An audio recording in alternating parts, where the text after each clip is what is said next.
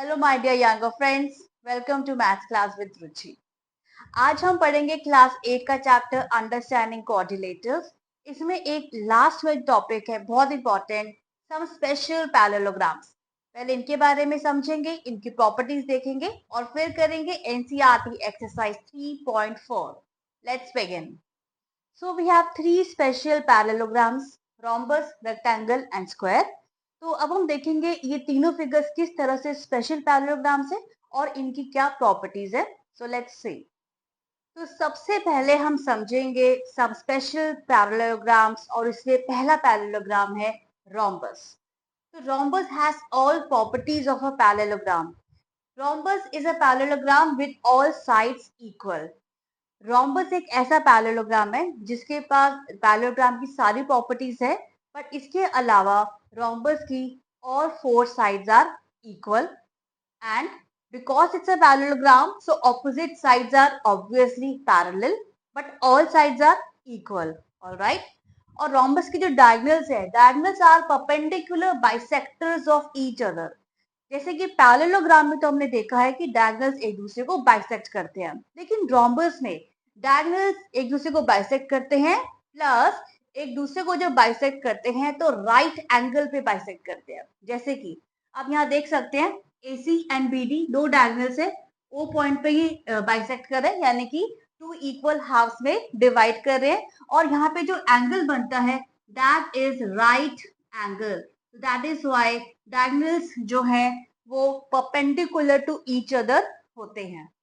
Another special parallelogram जब हम देखेंगे दैट इज रेक्टेंगल। तो rectangle is a parallelogram with equal angles. Rectangle एक ऐसा पैरेललोग्राम है जिसके सभी एंगल्स इक्वल है। तो वैसे तो पैरेललोग्राम में ऑपोजिट एंगल्स इक्वल होते हैं, लेकिन रेक्टेंगल एक स्पेशल पैरेललोग्राम है जिसमें ऑल एंगल्स आर इक्वल, और क्योंकि ये पैरेललोग्राम है तो ऑब्वियसली रेक्टेंगल की ऑपोजिट साइड्स होती हैं पैरेलल। तो हमने इक्वल एंगल्स की बात करी, इक्वल एंगल्स होते हैं और every angle is right angle, और हर एक एंगल राइट एंगल होता है। Opposite sides are equal just like a parallelogram, and obviously opposite sides are parallel just like a parallelogram. तो आप यहाँ फिगर से देख सकते हैं ये दो sides, opposite sides AB and DC, they are equal and they are parallel. Then AD and BC, opposite sides equal and parallel. All these four angles are right angles and obviously they are equal. अब हम diagonals की बात करते हैं। Diagonals are equal and diagonals bisect each other. तो just like a parallelogram, rectangle के भी diagonals एक दूसरे को बाइसेक्ट करते हैं, यानी कि टू इक्वल हाफ्स में डिवाइड करते हैं। यहाँ पे बाइसेक्ट कर रहे हैं और दो इक्वल हाफ्स में डिवाइड कर रहे हैं, लेकिन रेक्टेंगल में diagonals, both diagonals are of equal length, दोनों की लेंथ इक्वल होती है। So we can say that AC diagonal का जो लेंथ है that is equal to BD diagonal. This is the property that a rectangle has, and again these properties are very important, so try to remember these points. अब हम समझेंगे square के बारे में, जो कि एक स्पेशल पैरेललोग्राम है और स्क्वायर एक तरह का रेक्टेंगल भी है। कैसे? Let's see. Square is a rectangle with equal sides. तो स्क्वायर के पास रेक्टेंगल की सभी प्रॉपर्टीज है, लेकिन एक एडिशनल रिक्वायरमेंट है कि स्क्वायर में सभी साइड्स होंगी इक्वल, लेकिन रेक्टेंगल में सिर्फ ऑपोजिट साइड्स इक्वल होती हैं। तो सिर्फ यही प्रॉपर्टी एक एडिशनल रिक्वायरमेंट है, अदरवाइज स्क्वायर के पास रेक्टेंगल की सभी प्रॉपर्टीज होती हैं। तो उसके अकॉर्डिंग स्क्वायर के all angles are equal just like a rectangle, and each angle is right angle, हर एक एंगल 90 डिग्री का होता है, and again just like a rectangle. Diagonals are equal, again it is like a rectangle, rectangle में भी diagonals equal होते हैं, and even diagonals bisect each other, bisect भी करते हैं। ये प्रॉपर्टी रेक्टेंगल में भी और पैरेललोग्राम में भी है, और एक additional property that diagonals are perpendicular to each other. तो स्क्वायर के डायगोनल्स इक्वल हैं, एक दूसरे को बाइसेक्ट करते हैं और होते हैं परपेंडिकुलर। तो आप देख सकते हैं यहाँ पे all sides are equal, right, all angles are equal, 90 degree के हैं सभी एंगल्स।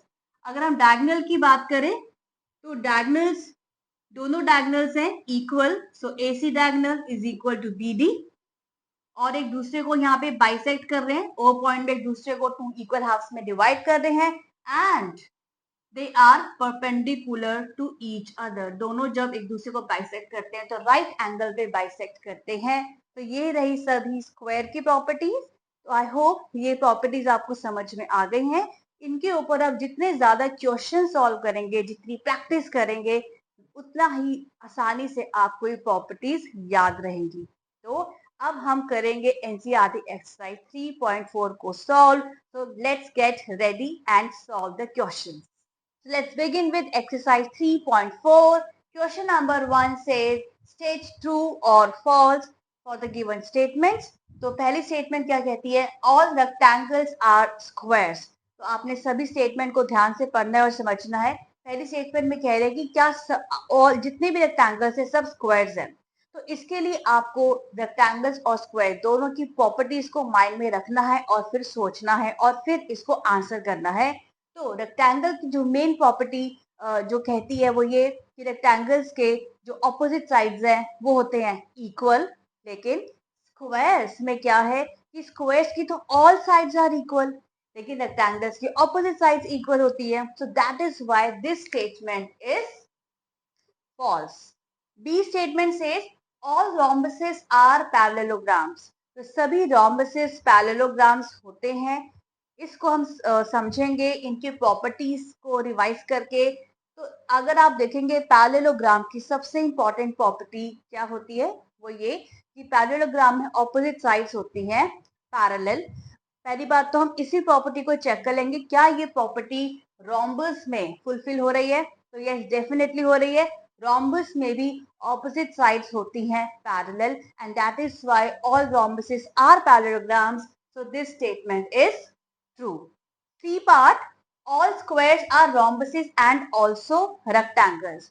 तो सभी स्क्वायर rhombuses होते हैं और रेक्टेंगल्स भी होते हैं। तो हम सबकी प्रॉपर्टीज चेक कर लेते हैं। स्क्वायर की अगर हम मेन प्रॉपर्टी की बात करें, स्क्वायर की ऑल साइड्स आर इक्वल, तो ये प्रॉपर्टी रोम्बस के साथ बिल्कुल मैच हो रही है। रोम्बस के भी सभी साइड्स होते हैं इक्वल, तो yes we can say that all squares are rhombuses, ये तो करेक्ट है। लेकिन यहाँ पे एंड ऑल्सो रेक्टेंगल्स की भी बात की गई है, तो हमें रेक्टेंगल से भी चेक करना पड़ेगा। तो रेक्टेंगल के केस में हम देख सकते हैं कि रेक्टेंगल के all angles are equal and each angle is 90 degree, and moreover rectangles के जो डायगोनल्स होते हैं वो भी आपस में इक्वल होते हैं। तो उसके अकॉर्डिंग स्क्वायर्स के पास भी ये प्रॉपर्टीज हैं। स्क्वायर्स के डायगोनल्स इक्वल हैं, ऑल एंगल्स आर इक्वल, हर एक एंगल 90 डिग्री का होता है। तो yes, all squares are also rectangles, तो ये भी करेक्ट हो गया। That means we can say that yes all squares are rhombuses and rectangles, so this is true. D part says all squares are not parallelograms. तो यहाँ कह रहे हैं कि जो सभी स्क्वायर्स जो होते हैं वो पैरेललोग्राम्स नहीं होते। तो इसमें भी हमने सबसे पहले पैरेललोग्राम की प्रॉपर्टी, जो मेन प्रॉपर्टी है, वो ये कहती है कि ऑपोजिट साइड्स होते हैं पैरेलल, और ये प्रॉपर्टी स्क्वायर्स में भी रहती है। स्क्वायर्स के भी ऑपोजिट साइड्स होते हैं पैरेलल, तो hence this statement is false, and we know that we have just studied that a square is also one of the special parallelograms. तो ये स्टेटमेंट बिल्कुल फॉल्स है। E part, all kites are rhombuses, यानी कि सभी kites rhombuses होती हैं। तो इसके लिए हम साइड्स की प्रॉपर्टी देखेंगे, क्योंकि वहीं से हमें आइडिया लग जाएगा। तो रोम्बस की जो साइड्स को लेकर प्रॉपर्टी है वो ये कहती है कि all sides are equal, alright. लेकिन काइट्स के केस में क्या है कि काइट्स में only adjacent sides are equal. So यहाँ पे है कॉन्फ्लिक्ट। रोम्बसिस में हमें ऑल साइड्स इक्वल चाहिए, लेकिन काइट्स में ओनली एडजेसेंट साइड्स इक्वल होती है। That is why we all kites are not rhombuses actually. So that means this statement is false. Now F part देखते हैं, ऑल रोम्बसिस आर काइट्स। अब ये इसका रिवर्स हो चुका है कि सभी रोम्बसिस काइट्स होते हैं। तो अगर हम अगेन काइट्स की साइड की प्रॉपर्टी चेक करें, तो काइट्स में एडजेसेंट साइड्स इक्वल होती है, अग्रीड, और रोम्बसिस में ऑल साइड्स इक्वल होती है। तो रोम्बसिस में अगर ऑल साइड्स इक्वल होती हैं तो एडजेसेंट साइड्स भी तो इक्वल होती है ऑब्वियसली। तो that is why all rhombuses are kites, तो rhombuses तो काइट्स होते हैं, ये है ट्रू, लेकिन इसका रिवर्स ट्रू नहीं है. All kites are not rhombuses, but all rhombuses are kites. G statement says all parallelograms are trapeziums, कि सभी पैरेललोग्राम्स ट्रेपीजियम्स होते हैं. तो उसके लिए हम ट्रेपीजियम की मेन प्रॉपर्टी चेक करेंगे, वो ये है कि ट्रेपीजियम में we have at least one pair of opposite sides which are parallel. कम से कम एक पेयर होना चाहिए पैरेलल, और हम जानते हैं कि पैरेललोग्राम्स में दोनों ही पेयर्स ऑपोजिट साइड्स के पैरेलल हैं. तो ट्रेपीजियम में एटलीस्ट वन की रिक्वायरमेंट है और पैरेललोग्राम्स में दोनों पेयर्स पैरेलल है. So that means this statement is absolutely true. Yes, all parallelograms are trapeziums. All right. Next we'll see H statement. All squares are trapeziums. So again हम trapezium की वही property देखेंगे कि हमें at least one pair of opposite side चाहिए parallel, और square के case में क्या है, स्क्वायर्स में भी ऑपोजिट साइड्स है पैरेलल, तो एटलीस्ट वन की तो रिक्वायरमेंट पूरी हो रही है. That means this is also true that all squares are trapeziums. Now let us see question number 2. Identify all the quadrilaters that have a part four sides of equal length. तो वो सभी quadrilaters हमें बताने हैं जिनके सभी चारों sides होती हैं इक्वल. तो इसका तो आप सीधा आंसर बता देंगे, हमारे पास सिर्फ दो ऐसे quadrilaters हैं जिनकी चारों साइड्स होती हैं इक्वल, और वो हैं पहले तो सबसे पहले स्क्वायर, जो आप बहुत पहले क्लासेस से पढ़ते आ रहे हैं, और अनदर इज रोम्बस, जो आपको नया ही इंट्रोड्यूस हुआ है. तो दोनों ऐसे कोऑर्डिनेटर्स हैं जहां पे आपको मिलेंगे ऑल साइड्स इक्वल. अब बी पार्ट में हमसे पूछा गया है फोर राइट एंगल्स, ऐसे कोऑर्डिनेटर्स जिसके चारों एंगल्स राइट एंगल्स हैं, यानी कि चारों एंगल्स है 90 डिग्रीज. तो ऐसे फिगर्स हैं, अगेन आप इनको बहुत पहले से पढ़ते आ रहे हैं, वो है स्क्वायर एंड रेक्टेंगल. तो ये दो ऐसे कोऑर्डिनेटर्स हैं जिनके चारों एंगल्स हैं 90 degrees. So that is why I keep telling you that practice such questions, तभी आपको प्रॉपर्टीज माइंड में बैठ जाएंगी. और question number 3, explain how a square is a coordinator. तो स्क्वायर कोऑर्डिनेटर कैसे है, तो ये तो बहुत आसान है. कोऑर्डिनेटर यानी कि ऐसा पॉलीगन जिसकी फोर साइड्स होती हैं, और स्क्वायर की भी फोर साइड्स होती है. So simple answer is that square has four sides and that is why square is a quadrilateral. Simple. Now, how a square is a parallelogram?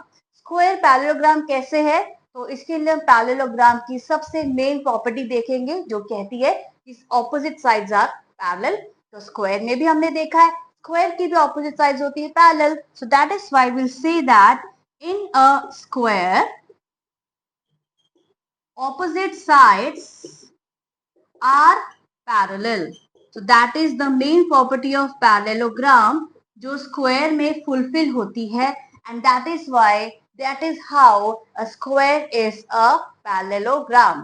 Now, how a square is a rhombus? Square rhombus कैसे होता है, तो इसके लिए हम देखेंगे square की बाकी प्रॉपर्टीज, साइड्स को लेकर ही प्रॉपर्टीज जो कहती है कि स्क्वायर एक ऐसा स्पेशल पैरेललोग्राम है जिसकी ऑल साइड्स आर इक्वल.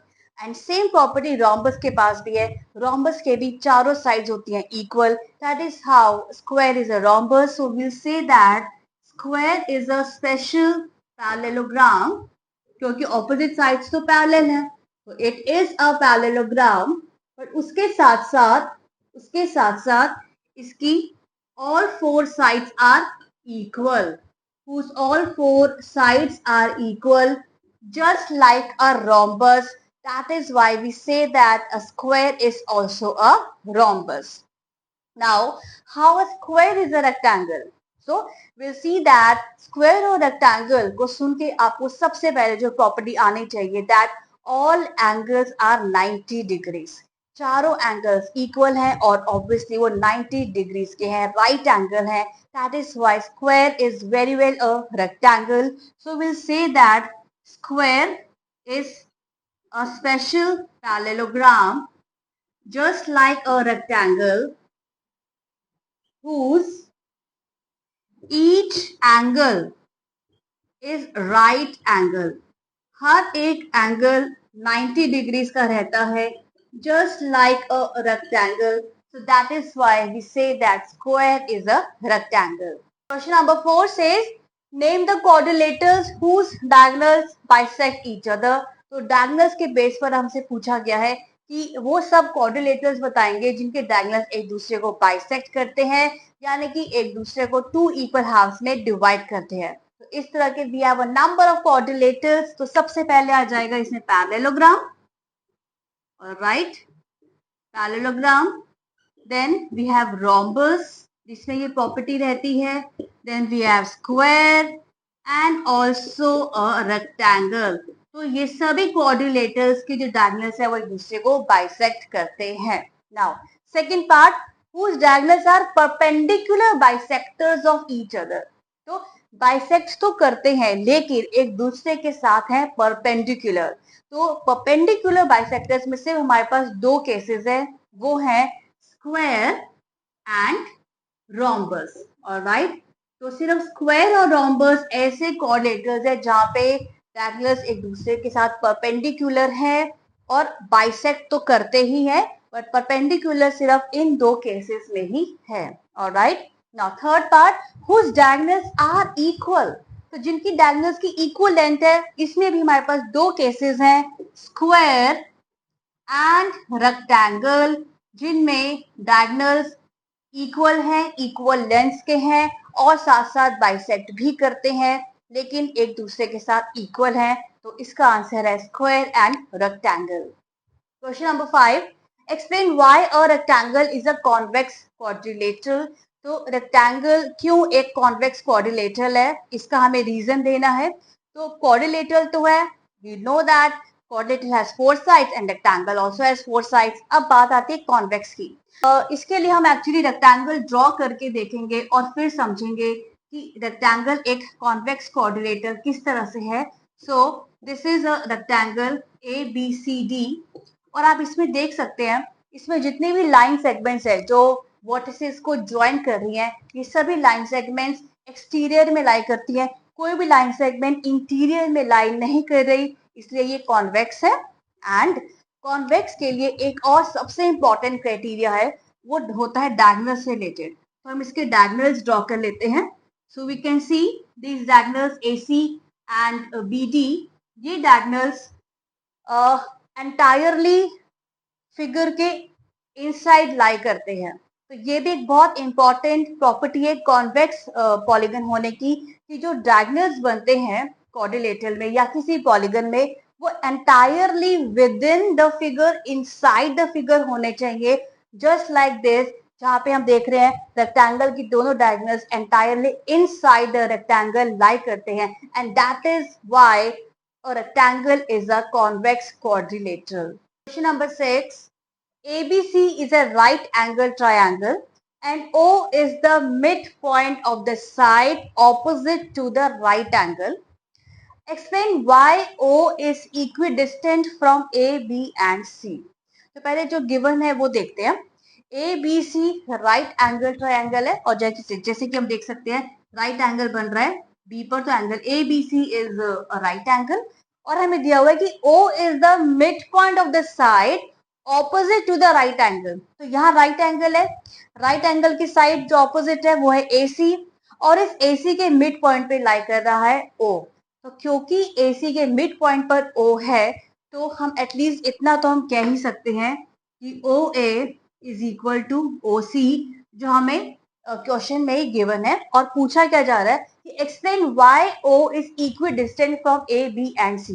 यानी कि O A के साथ और B एंड C के साथ, तीनों के साथ इक्वल डिस्टेंस पर लाई करता है, जिसको हम कहते हैं इक्विडिस्टेंट. तो ये तो हमने देख ही लिया है कि O A और C से इक्विडिस्टेंट है क्योंकि O AC के मिड पॉइंट पर लाई करता है. ये तो फिगर क्वेश्चन में ही दिया हुआ है.